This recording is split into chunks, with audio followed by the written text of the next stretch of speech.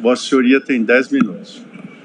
Eu agradeço, excelentíssimo senhor ministro-presidente. É uma honra me dirigir a Vossa Excelência na condição de presidente desta tribuna. Senhor ministro Gilmar Mendes, relator deste processo, ministro Barroso, também relator, ministra Carmen, por vídeo, demais ministros desta casa, professor Paulo Bonet, procurador-geral da República. Senhor presidente, é com muita honra que venho a esta tribuna numa sessão que, para nós, é histórica, porque versa um caso que é típico de uma Corte Constitucional. Caso típico de uma Suprema Corte, porque envolve a proteção de uma minoria claramente hostilizada, historicamente perseguida, quase que aniquilada no nazismo. Uma minoria religiosa que tem como dogmas sinceros, centrais, posições como não saudar a bandeira, não celebrar datas nacionais, não celebrar feriados, não receber sangue, ter um proselitismo insistente e, por isso mesmo, uma minoria não compreendida, não aceita e perseguida. E, como consequência, uma minoria que tem se socorrido das Supremas Cortes pelo mundo, como forma de resguardar o núcleo essencial de sua liberdade religiosa. Eu trago aqui uma pequena passagem de Chuck Smith, em que ele ressalta como os testemunhas de Jeová são centrais na definição da liberdade religiosa pela Suprema Corte Americana. Ele diz o seguinte: poucos americanos estão conscientes da valorosa contribuição que as testemunhas de Jeová fizeram para as leis de nossa nação. Doutrinadores, no entanto, há muito reconhecem que as testemunhas de Jeová são as campeãs da batalha constitucional pela proteção da liberdade religiosa. Como bem analisou um estudioso sobre a contribuição das crenças na proteção do livre exercício religioso, dificilmente no passado algum único grupo foi capaz de moldar o curso ao longo do tempo de algum tópico de nosso vasto corpo constitucional, como fizeram as testemunhas de Jeová. Em 1950, as testemunhas de Jeová já haviam ganho 150 casos nas Supremas Cortes Estaduais Americanas e já haviam firmado 30 precedentes da Suprema Corte.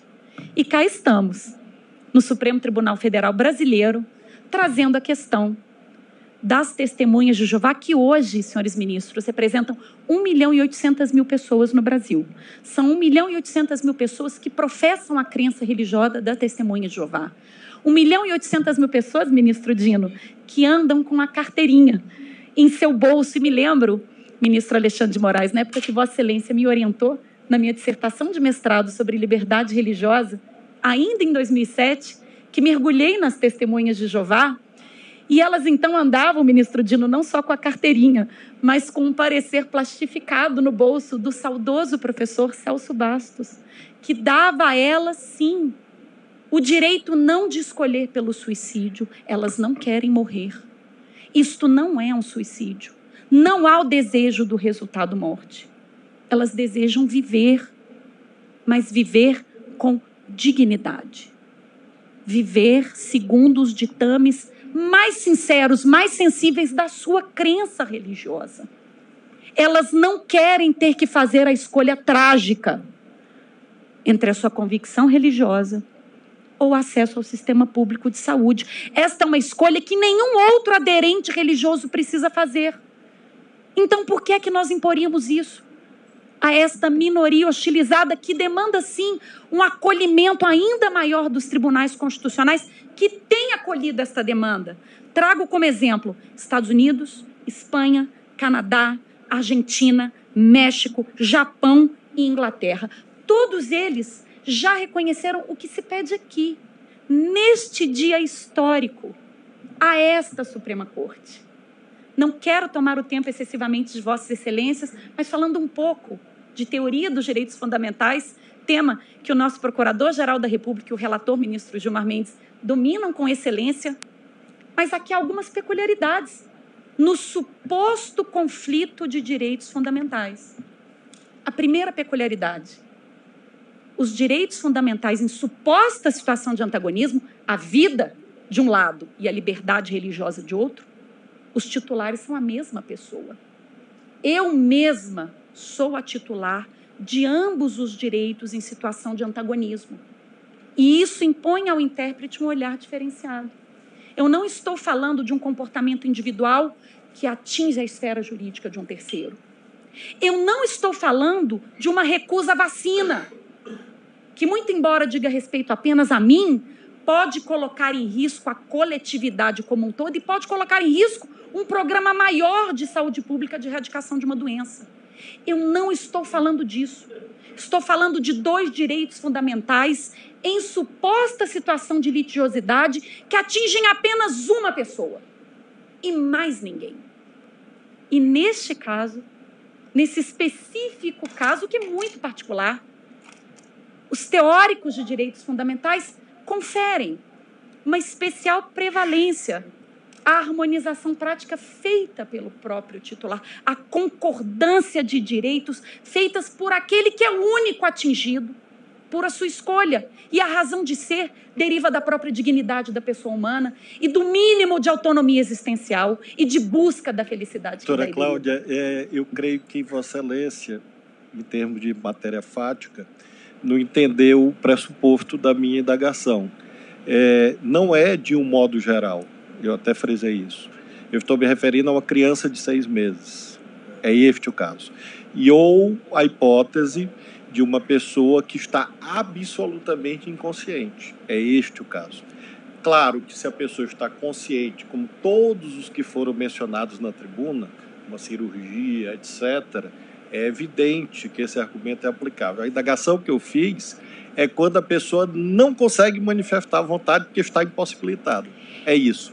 E há, para sua reflexão posterior, um outro direito fundamental que é complexo nesse caso, que é o dever do médico, nas hipóteses em que não há liberdade de consentimento. Por isso que essa teoria não se aplica a esses casos. Eu queria responder, ministro Dino, mas fora do meu tempo, só uma resposta. São mais ou menos... O tempo é de Vossa Senhoria. O tempo ruge. Para a redarguição. Na verdade, são 3 filtros, em tese, na questão das testemunhas de Jeová. A primeira é do maior, capaz, consciente, que externa a sua vontade, e estes 2 casos é que estão aqui submetidos à repercussão geral. Um segundo, que seria intermediário, seria do maior, capaz, que externa a sua vontade livremente consentida, mas o faz por meio de um documento que ele porta. Esta situação intermediária, ministro Dino, a gente poderia fazer uma equivalência com o doador de órgão. Então, eu, na minha carteira de habilitação, posso dizer que sou doadora de órgão e essa minha manifestação de vontade constante do meu documento de habilitação vai valer. Então, eu faria esta equiparação, mas esse não é o caso sob repercussão geral. E um terceiro filtro, e aí sim, impossível não concordar com Vossa Excelência, um hard case ainda mais difícil é a questão do menor. E aí entra a questão do papel dos pais na formação religiosa dos filhos. Essa envolve outros direitos fundamentais em situação de antagonismo que não se colocam neste momento. E aí já não tem a questão da mesma titularidade, por isso que não abordei. Mas eu, na coluna do meio, que seria o documento, eu equipararia a carteira de motorista. E se eu entender que o documento do testemunho de Jeová não vale, então a minha carteira de motorista, autorizando a doação de órgão, que é uma política pública importantíssima, também não valeria. Não acho que esse seja o caso. Voltando, então, à linha, e vou chegar no médico, ministro Dino, que eu preciso responder a Vossa Excelência. Na linha da questão da ponderação dos direitos fundamentais, para além dessa peculiaridade da mesma titularidade, aqui há uma segunda peculiaridade, ministro Flávio, que não há a disposição do direito vida. Porque daí a gente entra numa outra questão de direitos fundamentais, que é sobre a renunciabilidade dos direitos fundamentais. Posso eu renunciar ao meu direito fundamental à vida, à liberdade? Posso optar por ser escravo? Posso optar por morrer? Esse é um debate dificílimo em teoria dos direitos fundamentais, mas ele não se coloca aqui. E por que não se coloca? Porque as testemunhas de Jeová não desejam morrer. Elas não querem morrer. Elas não abrem mão do seu direito fundamental. Não há renúncia ao direito fundamental vida. O que há aqui é a assunção de riscos calculados derivados da liberdade religiosa. E aqui abro um parênteses, porque toda vez que falamos em tratamento médico, falamos da assunção de riscos. Se eu opto por me submeter a uma cirurgia plástica estética, eu assino um termo de consentimento de risco, ministro Fachin, porque uma pessoa a cada 10 mil não volta da sedação, não volta da anestesia. Não há procedimento cirúrgico nenhum isento de risco. E nem por isso eu sou proibida de me submeter a um procedimento estético. Eu desconheço uma pessoa diagnosticada com câncer que não possa escolher não se submeter à quimioterapia, consideradas as consequências desse tratamento. Muito embora isto implique na assunção de um risco maior do evento que não se deseja, que é o evento morte. Eu também posso me voluntariar a um tratamento experimental de uma determinada doença e, com isso, me submeter ao risco de este tratamento me levar ao evento morte, que eu não desejo. Mas assumir riscos faz parte de todo e qualquer procedimento médico. E não compete ao médico substituir o paciente, entendemos nós, na escolha dos riscos que ele está disposto a correr. Hoje, por exemplo, há uma linha de pessoas que não se submetem mais à remoção da próstata em câncer de próstata. Opta-se pelo acompanhamento ativo. É uma escolha com riscos, mas uma escolha possível. E não existe um médico que possa obrigar a pessoa a escolher por tratamento outro. Então, indago a vossas excelências. Por que essa escolha de risco é legítima em tantas hipóteses, mas quando a razão de ser é a fé, encontra-se uma resistência? Presidente, eu posso ser abusivo? Não. Eu já falei 2 vezes, eu sei. Fique à vontade, ministro Dino. Eu agradeço, Vossa Excelência. Eu garanto que é a terceira e última, que é amigo da corte. Eu sempre lembro isso, não é inimigo da corte.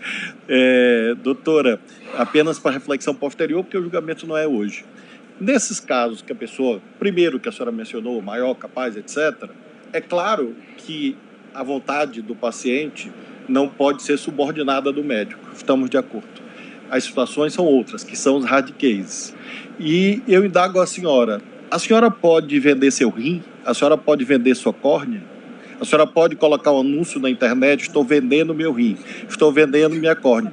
Por que eu faço essa pergunta de colisão radical de direitos fundamentais? Para lhe dizer que o caso não é tão simples quanto aparenta. Porque a senhora não pode vender seu rim. A senhora não pode vender sua córnea. Mesmo a senhora sendo maior, capaz, inteligente, a senhora não pode. Porque há limites legais. Então, nem tudo é disponível quando se fala do corpo. Apenas para me lembrar isso. Respondendo a Vossa Excelência, é porque não há o direito fundamental de gerar lucro a partir da alienação do corpo.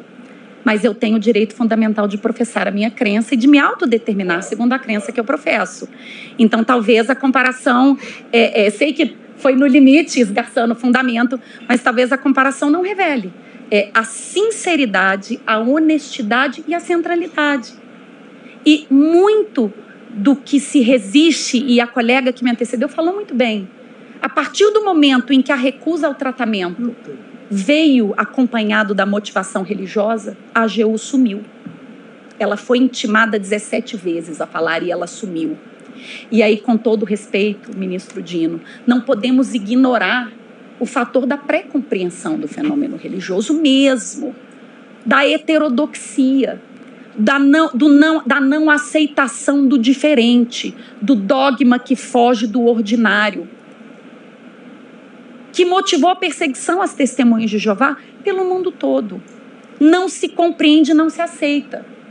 Mas a fé e os dogmas de fé não são racionalmente apreensíveis. Para muitas pessoas, idolatrar uma estátua não faz sentido nenhum. Para outras faz. Para umas pessoas, receber um pedacinho de pão na boca não faz sentido nenhum. Para outras, é o Deus vivo. Para Para muitas pessoas, um copo de vinho nada fala. Para outras, é o sangue. E para muitas pessoas, receber um tratamento, uma transfusão forçada de sangue, é uma violação. E aí aproveito para completar o colega que me antecedeu.